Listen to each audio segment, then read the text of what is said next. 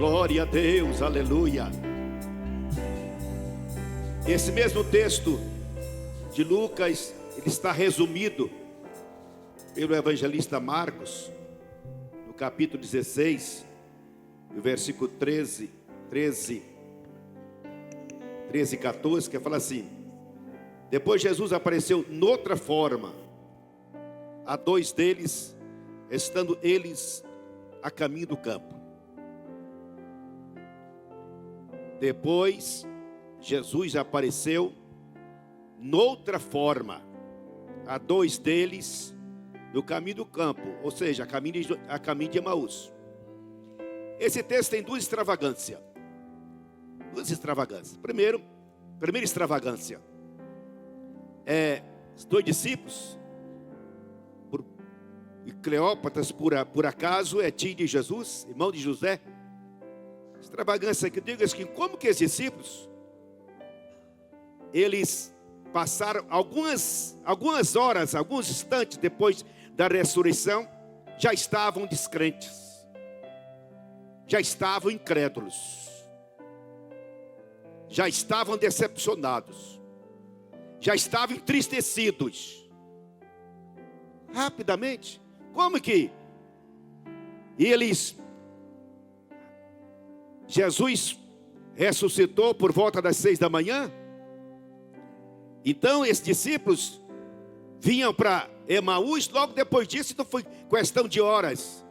Esses dois discípulos já estavam decepcionados, estavam entristecidos, estavam frustrados, estavam tomados por um sentimento de decepção, de desesperança e assim por diante.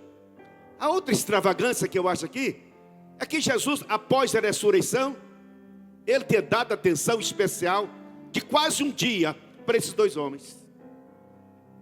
Jesus, após a ressurreição, no seu primeiro dia, um dia muito importante para o reino de Deus, para a glória do Senhor Deus, mas Jesus ele dispõe-se a dedicar quase o dia todo para esses dois discípulos que estavam com seus corações entristecidos, que estavam meio frustrados, que estavam meio desesperados, né? Aí, quando eu vejo isso, eu vejo que a graça do Senhor Jesus é tão intensa, porque Ele mesmo disse: aqueles que o Senhor me deste, eu não vou perder. Eu não vou perder. O que o Senhor me deste, eu vou guardar. Eu vou preservá-los. Eu vou abençoar. Então prova aqui o seguinte: aqueles que o Senhor chamou, que Jesus ama, Jesus tem disposição e prontidão para caminhar com você, ouvir os seus reclames, ouvir as suas dores e te convencer de que Ele ama a você tanto, que Ele dispõe de estar caminhando contigo, para outra vez devolver ao seu coração a alegria e a certeza da bênção, da vitória, do efeito, da glória que há na sua bendita pessoa. Veja bem, nesse dia, o primeiro dia, no domingo, esses discípulos caminhando, ia conversando no caminho, conversando, e conversa para cá, conversa para lá, discute aquilo, discute alguma coisa, faz algumas sugestões, algumas colocações. Mas o que observa é que essa conversa não rendia edificação. Essa conversa só rendia para essa confirmação das decepções, das tristezas. Parece que confirmava aquilo que eles já tinham, quase que acreditavam. Eles colocavam Jesus no passado. Aí, a minha observação que eu faço é que conversa que não edificam, conversa que às vezes enfraquece a fé, conversa que vem confirmar ou ajudar nós ficarmos ainda mais decepcionados, a gente tem que afastar desse tipo de conversa. As nossas conversas dos nossos caminhos tem que ser conversas agradáveis, conversas edificadoras. Conversas que faz bem a nossa alma, que fortalece a nossa fé, que desperta a nossa esperança, que alegra o nosso coração. Toda conversa que produz mais tristeza, toda conversa que não traz nenhum conforto espiritual, toda conversa que às vezes venha nos confirmar ou ajudar nós a ficar mais distante do Senhor, essa conversa não é conveniente. Então, Jesus está ensinando para nós, nesse texto aqui, a importância da gente conversar um com o outro, coisas edificadoras, coisas abençoadoras, coisas que edificam. O diabo tem uma estratégia. Se ele quer te enfraquecer, se ele quer fortalecer a sua desesperança, ele põe alguém ao seu lado para conversar com você. Não converse e nem seja amigo de quem desmotive a sua comunhão com o Senhor. Não tenha intimidade e não dá muito papo para aquele que quer enfraquecer a sua fé. Ande com quem? Com quem fortalece a sua vida. Anda com quem anima a sua caminhada. Anda com quem ajuda você a compreender o que Jesus é e realizou em favor da sua vida. Aí nós navegando no texto aqui, ele estava conversando, Jesus acompanhou eles. Aí o texto diz que Jesus andando com eles, caminhando com eles, e os olhos deles estavam impedidos de reconhecê-lo. Os olhos estavam impedidos de reconhecê-lo. Ou seja, Jesus, no dia da sua ressurreição, o dia mais alegre para os cristãos da época, não é? Jesus andando com aqueles, no meio deles, diz a Bíblia, que eles não reconheceram a voz de Jesus, não reconheceram a pessoa de Jesus, pensando que aquele fosse uma pessoa estranha. Aí, Jesus perguntou para eles o que eles estava conversando, e eles fazem um sermão. Eles pregam a mensagem. Ele falou: vocês não sabem o que aconteceu aqui, não, senhor, companheiro? Aí respondeu: olha, ele era um profeta. Ele era poderoso em palavras, em obra, diante de Deus e todos os povos. Os chefes do sacerdote e nós entregaram para ser condenado à morte e o crucificaram. E nós esperávamos no passado, de quem perdeu a esperança, de quem perdeu a fé, de quem perdeu a certeza de que aquilo que ele havia dito havia acontecido, que ele ia trazer a redenção de Israel. E hoje é o terceiro dia. Era as primeiras horas do primeiro dia. Não tinha acabado o dia, já tinham desistido. Aí ele diz o seguinte, que algumas mulheres entre nós nos deram um susto. Olha bem, meus irmãos, deram um susto. Não é susto, ao contrário, a mensagem de boas novas. Não é susto, é mensagem de alegria. Não é susto, é mensagem da gente regozijar no Senhor. Aí, era um susto. Aí eles foram a sepulcro bem cedo e não acharam o corpo. Voltaram, nos contaram ter tido uma visão de anjo, que disseram que ele está vivo. Alguns nossos companheiros foram ao sepulcro e encontraram tudo exatamente como as mulheres tinham dito, mas não viram. Mensagem, palavras bonitas, mas não edificam, não salva. Palavras bonitas está na Bíblia, mas é uma palavra de quem perdeu a fé, de quem perdeu a certeza. Aí Jesus teve que exortá-los. Como vocês são custosos, hein, rapaz? Como vocês são demorados para crer na palavra de Deus. Como vocês demoram para crer em tudo que a Bíblia diz acerca de mim. Aí eu acho interessante que fala assim: e começou a Jesus por Moisés, portanto, lá no Pentateuco, por Moisés. Começou por Moisés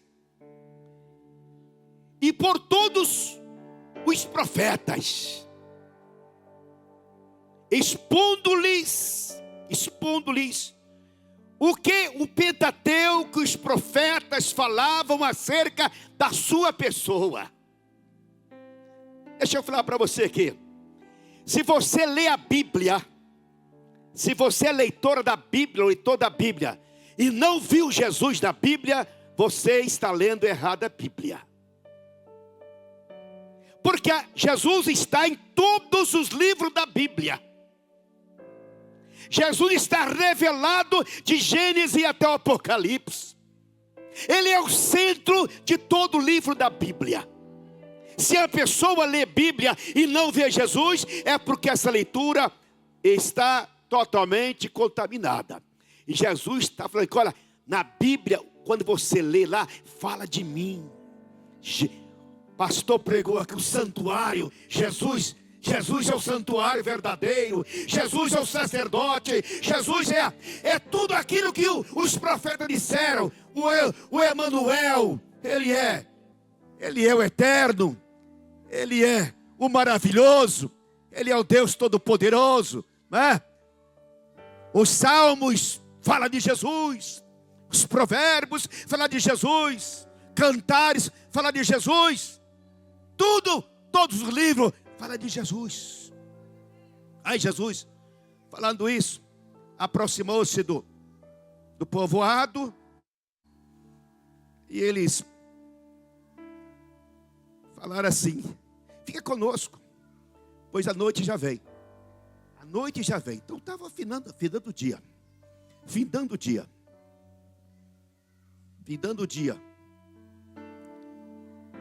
Então ele entrou para ficar com eles. Quando estava sentado à mesa, tomou o pão, partiu e deu-lhe, dizendo, deu-lhes. Quando ele fez isto, quando ele pegou o pão, partiu, diz o texto, então os olhos deles foram abertos. Caíram as escamas. Foram descortinados os olhos dele. Foram limpados os olhos deles. Quando eles viram Jesus partir o pão, eles reconheceram que quem estava ali era o Cristo ressurreto. O Cristo ressurreto. A pergunta que às vezes eu faço é assim: qual que é o motivo de aquele discípulo, parente, amigo de Jesus, familiar de Jesus, andou com Jesus há tanto tempo, de um dia para o outro não reconhecia mais Jesus? De um para o outro Jesus no meio deles e ele não reconhecia mais. A pergunta que se faz é: por que isso? Olha, deixa eu falar para você uma coisa.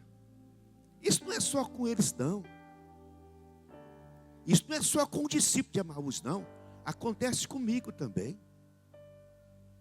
De vez em quando, eu diante de um problema, de uma luta, de uma frustração qualquer, de um embate qualquer, de uma fraqueza qualquer, eu me deparo sem reconhecer Jesus, o Cristo ressurreto.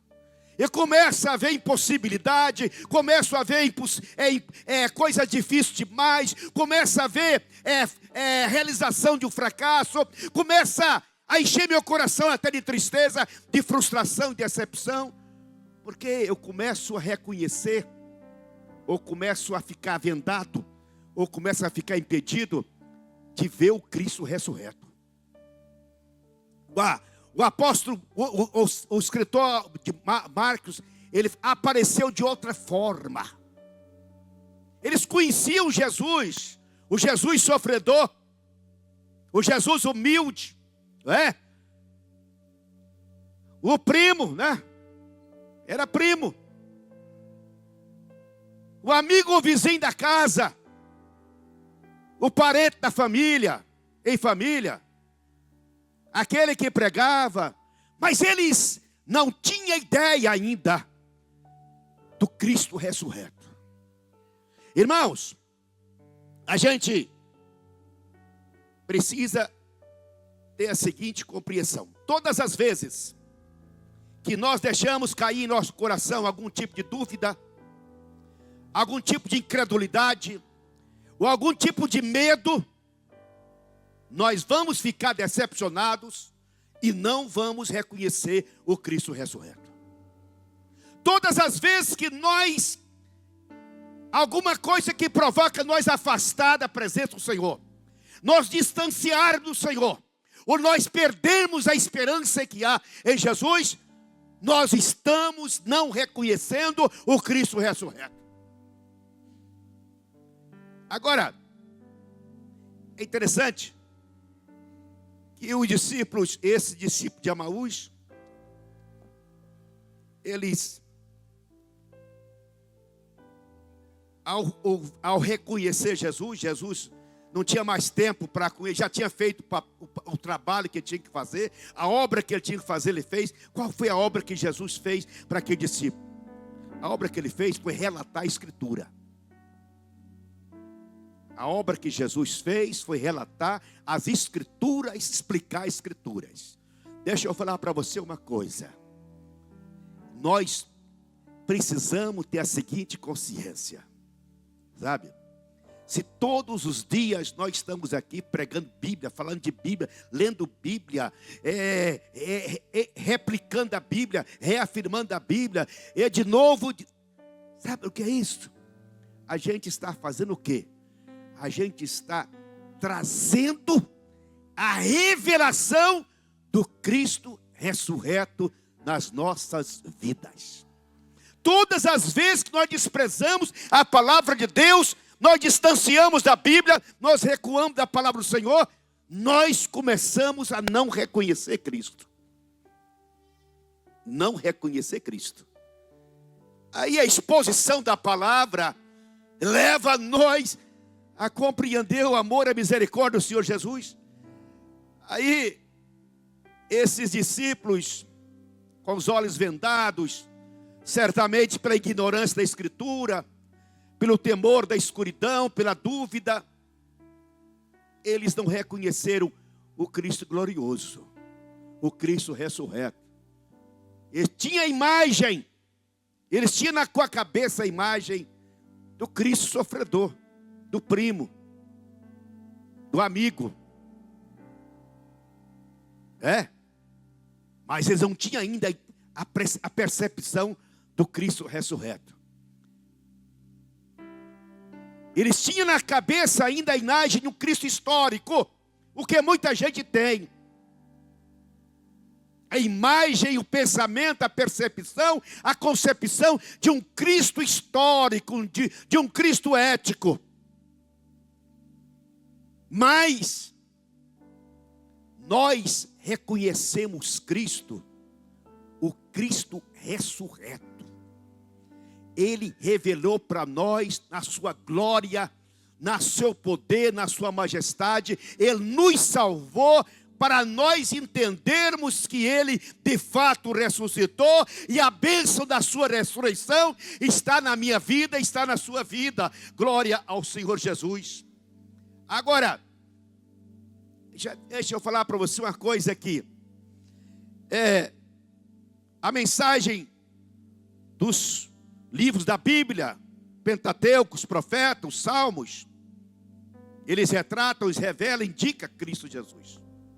Portanto, não vale a gente ler a Bíblia e passar só pela história, pela tradição, pelos acontecimentos do passado. Cristo tem que ser revelado nas letras da santa, das sagradas Escrituras.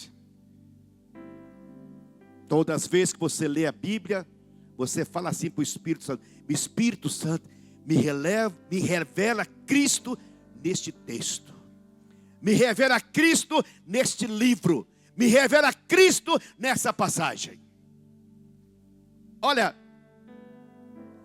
se o Antigo Testamento não for aproveitado para indicar a pessoa de Cristo, ele não passa de um livro histórico, de um livro do passado.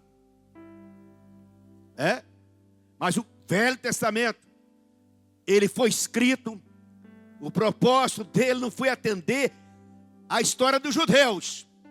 Não, o propósito maior foi revelar Cristo, aquele que ia morrer, mas que ia ressuscitar no terceiro dia para salvar a humanidade. Agora, deixa eu falar com você aqui, interessante que o texto fala, Jesus celebrou uma ceia para aqueles dois homens, porque diz assim que quando ele estava sentado à mesa, tomou o pão, deu graça e partiu e deu a eles. Quando Jesus fez isso, diz o texto, então os olhos deles foram abertos e reconheceram Cristo. Irmãos, na ceia, uma das motivações da igreja, uma das maiores intenções da ceia é que nós, mais uma vez, reconhecemos o Cristo ressurreto. No livro de Provérbios, capítulo 3, versículo 6, fala assim: reconhece-o em todos os seus caminhos, e ele endireitará as tuas veredas. Irmãos, eu preciso reconhecer Jesus em todos os meus caminhos, em toda a minha vida, em todos os meus dias, em todos os meus projetos. Jesus precisa ser reconhecido na minha casa, na minha vida, no meu trabalho, no meu dia a dia, no meu caminhar, nas minhas conversas. Jesus precisa ser por mim reconhecido. Glória a Jesus. Talvez a sua conversa jogada fora aí, não tem dado para ninguém a motivação de reconhecer Jesus. A minha conversa, a sua conversa, tem que ser dirigida com essa motivação. O que eu falo, o que eu faço, o que eu ajo, tem que ser no sentido de também eu estar fazendo as pessoas reconhecer o Cristo ressurreto, o Senhor da igreja, o Salvador dos homens, a quem eu sirvo e dou glória a Ele. Agora, quando nós fazemos igual aos discípulos, quando nós fazemos igual aos discípulos de Emaú, quando deixamos de reconhecer o Senhor Jesus em nossas demandas, quando deixamos duvidar das suas promessas, quando queremos desistir de continuar a esperar, quando nós agimos assim, nós estamos deixando de reconhecer Jesus. Agora, todas as vezes que nós comermos este pão, beber deste cálice, nós anunciamos a morte de Jesus até que Ele venha. Ou seja, nós estamos aqui para mais uma vez reconhecer a promessa, reconhecer a palavra, reconhecer o senhorio, reconhecer a bênção, reconhecer a graça e a providência do Senhor no nosso dia após dia. Glória ao Senhor Deus. No capítulo 6 de Marcos, tem uma passagem interessante, porque fala assim, 47 e o 50, diz aquela história da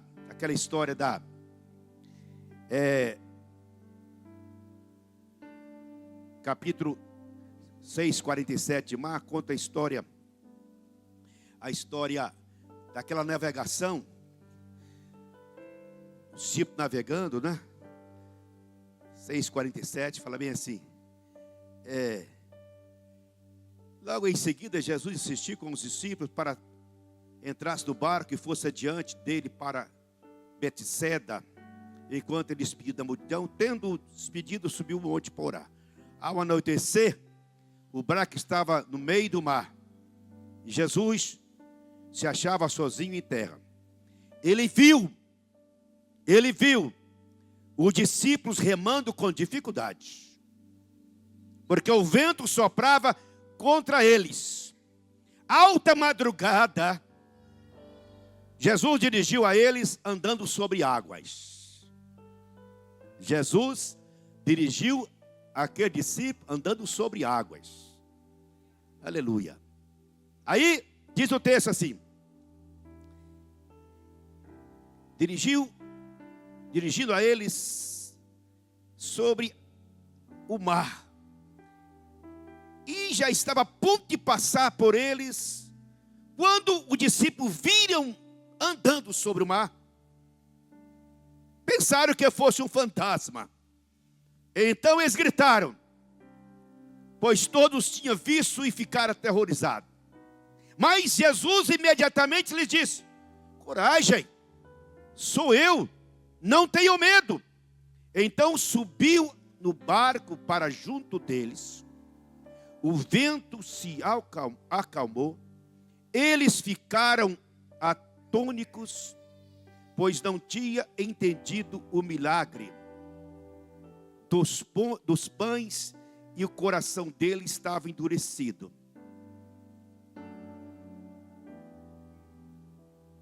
Aleluia. Olha que coisa tremenda esse texto. Os discípulos navegando sem Jesus no barco, remando com dificuldade. O vento, ao contrário, estavam atônicos e com medo. Jesus aparece e eles não reconhecem Jesus. Eles pensam, é um fantasma. Isso é um fantasma. Aí Jesus fala para eles: meus servos, coragem, sou eu, não temais. Coragem, sou eu, não temais. Eu quero convidar você para ficar de pé nesta noite, para participar da ceia. Gente, às vezes nós estamos assim. Nós estamos, nossa vida, remando com dificuldade. Nós estamos, às vezes, atômicos com o que está acontecendo. Nós estamos assistindo vento ao contrário, não é? Tudo desfavorável para nós. Tudo desfavorável. Vento ao contrário. Aí, de repente, o Cristo aparece andando sobre águas. Eu disse hoje de manhã, esse milagre de Jesus andar sobre água, andar sobre as águas, isso é só Deus que faz. Só Deus faz. Porque é impossível, não há lei, não tem lei física que explica como o líquido resiste o peso de um homem sobre o líquido. Aí Jesus estava dizendo: olha, eu sou Cristo, rapaz. Eu que comando o mar. Eu que acalmo as tempestades da vida. Eu que reverto o vento contrário. Eu que tiro todo medo do coração de alguém. Sou eu que apazigo as vossas vidas. Sou eu. Me reconheça na hora da dificuldade. Me reconheça na hora do vento ao contrário. Me reconheça na hora do desespero. Me reconheça na hora da dor, da doença, da dificuldade. Reconheça Jesus em todos os seus caminhos. Por favor, não seja uma pessoa que só vem reconhecer Jesus da bonança. Não seja assim. Não seja uma pessoa que só reconhece Jesus na hora da vitória, dos aplausos, do sucesso. Não, reconheça Jesus em todos os seus caminhos, porque Ele diz para nós o seguinte: estarei convosco todos os dias, até a consumação do século, não te deixarei, não te abandonarei, estou com vocês, não tenha medo, sou eu. Jesus está afirmando: sou eu, o Cristo ressurreto, que anda com vocês, que luta por vocês, que peleja por vocês, que batalha por vocês, que guarda a vossa vida, preserva a vossa vida e faz vocês serem vencedores da caminhada. Aleluia. Eu quero que você celebre a ceia nesta noite, mas não, por favor, não ore para o Senhor da ceia, não, o autor da ceia, como Cristo histórico, não, tá? Não ore para Cristo como fosse um fantasma, não. Não olhe para Jesus como fosse alguém do passado. Olha para Jesus, que está presente aqui, está vivo entre nós, operando entre nós. Discípulos chegaram para Jesus, perguntou: Jesus, onde o Senhor mora? Onde o Senhor habita? Onde o Senhor habita? Eu gosto de falar sobre isso, mas Jesus tem 4 endereços definidos. 4 CEP que Jesus tem. Primeiro CEP que Jesus tem é no céu. Ele mora no céu, amém? O céu é glória dele, o céu é morada dele, o céu é dele, ele é Senhor dos céus. Mas ele também mora no coração do homem que rende a ele. A sua grandeza é mais do que o universo. Mas ele é tão misericordioso, que ele habita no coração de um miserável. Mas ele mora também na palavra. Jesus mora aqui.